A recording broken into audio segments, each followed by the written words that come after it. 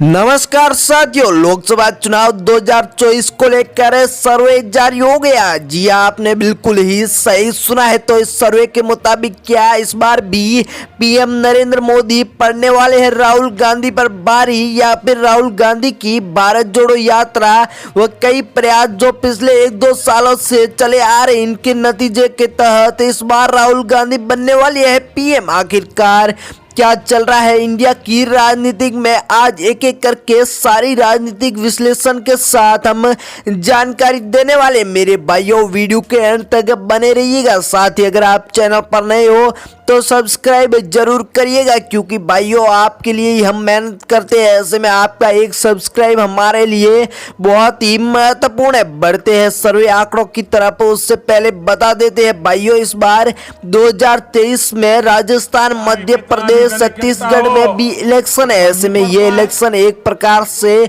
2024 के इलेक्शन के लिए बहुत ही महत्वपूर्ण माने जा रहे हैं। ऐसा क्यों, वो बात करेंगे वीडियो के एंड में। बात करें उत्तराखंड की तो 5 लोकसभा की सीट है, एनडीए के खाते में 2 सीटें, यूपीए के खाते में 3 सीटें, अदर पार्टियां 0 के आंकड़ों पर नजर आ रही। बात करें अगर महाराष्ट्र की तो कुल 48 सीटें, जिनमें से एनडीए के खाते में 18 सीटें, यूपीए के खाते में 17 सीटें, तो अदर पार्टियों के खाते में 13 सीटों के आंकड़े देखने को मिल रहे हैं। वहीं बात करें अगर भाइयों मेघालय की तो मेघालय में कुल 2 लोकसभा की सीट है, एनडीए के खाते में 1 सीट, तो 1 ही सीट यूपीए के खाते में नजर आ रही है। अदर पार्टियां 0 के आंकड़ों पर ही। बात करें अगर बिहार की तो कुल 40 लोकसभा की सीट, एनडीए के खाते में 12 सीटें, यूपीए के खाते में 16 सीटें, तो अदर पार्टियां इस बार 12 सीटों पर एनडीए को टक्कर देती हुई नजर आ रही। केरल जिसमें कुल 20 लोकसभा की सीट, एनडीए के खाते में 4 सीटें, वहीं यूपीए के खाते में 12 सीटें, तो अदर पार्टियों के खाते में 4 सीटों के आंकड़े देखने को मिल रहे। बढ़ते अगले राज्य की ओर, अरुणाचल प्रदेश जिसमें कुल 2 लोकसभा की सीट है भाइयों, जिनमें से 2 की 2 सीटें एनडीए पार्टी लेकर जाती हुई नजर आ रही है। यूपीए व अदर पार्टियां 0 पर ही नजर आ रही। गुजरात की बात करें तो कुल 26 सीट है, यहाँ पर बीजेपी पार्टी का बोलबाला है, तो सबसे अधिक 14 सीटें बीजेपी के खाते में, यानी कि एनडीए, यूपीए के खाते में 9, तो अदर पार्टियों के खाते में 3 सीटें नजर आ रही। हिमाचल प्रदेश जिसमें कुल 4 लोकसभा की सीट है, एनडीए के खाते में 1 सीट, यूपीए के खाते में 2 सीटें, तो 1 सीट अदर पार्टियों के खाते में जाती हुई नजर आ रही। बढ़ते हैं नागालैंड की ओर, जिसमें 1 ही सीट है जो कि यूपीए पार्टी लेकर जाती हुई नजर आ रही है। तो इस बार एनडीए व अदर पार्टियां 0 के आंकड़ों पर ही नजर आ रही। बात करें अगर तमिलनाडु की तो कुल 39 लोकसभा की सीट है, जिनमें से एनडीए के खाते में 10 सीटें, तो साथियों यूपीए के खाते में 27 सीटें, अदर पार्टियों के खाते में 2 सीटों के आंकड़े नजर आ रहे। राजस्थान जिसमें इसी साल विधानसभा के इलेक्शन भी है। बात करें अगर लोकसभा की 25 सीटों की तो एनडीए के खाते में यहाँ पर 8 सीटें नजर आ रही है, वहीं यूपीए के खाते में 14 सीटें, तो अदर पार्टियों के खाते में 3 सीटें नजर आ रही। तेलंगाना की बात करें तो साथियों 2023 के एंड में अब तेलंगाना के विधानसभा के इलेक्शन भी है। बात करें अगर 17 लोकसभा की सीटों की, एनडीए के खाते में 2 सीटें, यूपीए के खाते में 8, तो अदर पार्टियों के खाते में 7 सीटें। बात करें मध्य प्रदेश की साथियों तो मध्य प्रदेश में कुल 29 लोकसभा की सीट है, एनडीए के खाते में 11 सीटें,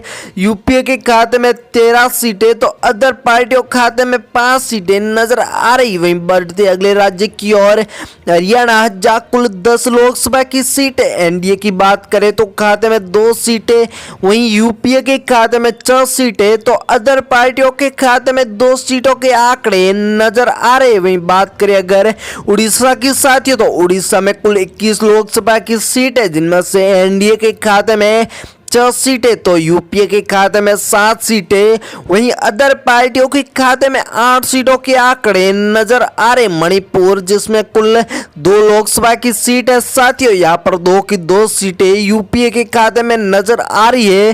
तो एनडीए व अदर पार्टियां 0 पर ही नजर आ रही है। गोवा की बात करें तो गोवा में भी साथियों 2 लोकसभा की सीट है, जिनमें से 1 सीट पर एनडीए तो 1 सीट पर यूपीए नजर आ रही है। अदर पार्टियां 0 के आंकड़ों पर ही नजर आ रही। उत्तर प्रदेश जिसमें कुल 80 लोकसभा की सीट है, जिनमें से सबसे अधिक 48 सीटें यूएनडीए के खाते में नजर आ रही है।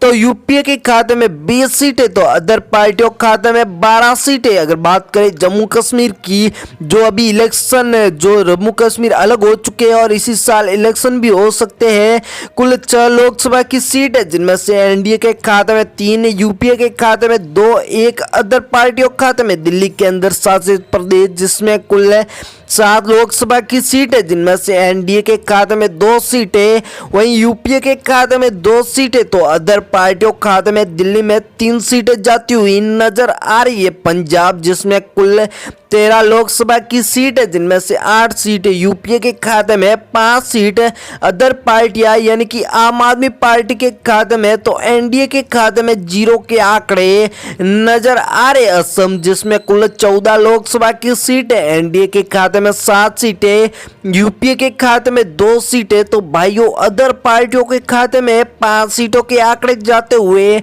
नजर आ रहे। बढ़ते हैं जब पश्चिम बंगाल की ओर, जिसमें कुल 42 लोकसभा की सीट है, जिनमें से एनडीए के खाते में 17 सीटें तो यूपीए के खाते में 6 सीटें, तो अदर पार्टियों के खाते में सबसे अधिक 19 सीटें नजर आ रही। झारखंड जिसमें कुल 14 लोकसभा की सीट है, जिनमें से एनडीए के खाते में 7 सीटें नजर आ रही है, वहीं यूपीए के खाते में 6 सीटें, तो अदर पार्टियों के खाते में 1 सीट का आंकड़ा जाता हुआ नजर आ रहा है। अगर चंडीगढ़ की बात करें, 1 सीट है जो कि यूपीए पार्टी लेकर जाती हुई नजर आ रही है। तो एनडीए व अदर पार्टियां 0 के आंकड़ों पर ही नजर आ रही। बढ़ते अगले राज्य की ओर, आंध्र प्रदेश जिसमें कुल 25 लोकसभा की सीट है, जिनमें से एनडीए के खाते में 9 सीटें, तो यूपीए के खाते में 12 सीटें, वहीं अदर पार्टियों के खाते में 4 सीटों के आंकड़े जाते हुए नजर आ रहे। छत्तीसगढ़ जिसमें कुल 11 लोकसभा की सीट है, भाइयों इसी साल छत्तीसगढ़ के विधानसभा के इलेक्शन भी है। ऐसे में बात करें अगर 11 लोकसभा की सीट की, तो एनडीए के खाते में 7 सीटें, यूपीए के खाते में 4 सीटें, तो अदर पार्टियां 0 पर। कर्नाटक जिसमें इसी साल इलेक्शन भी हुए और कांग्रेस पार्टी ने अपनी सरकार बना ली थी। तो बात करें लोकसभा की 28 सीटों पर, तो यूपीए के खाते में 17 सीटें, एनडीए के खाते में 8 सीटें, तो अदर पार्टियों के खाते में 3 सीटें नजर आ रही। त्रिपुरा जिसमें कुल 2 लोकसभा की सीट है, यहाँ पर 2 की 2 सीटें यूपीए के खाते में नजर आ रही है, तो अदर पार्टियां 0 पर। थैंक यू, धन्यवाद भाइयों।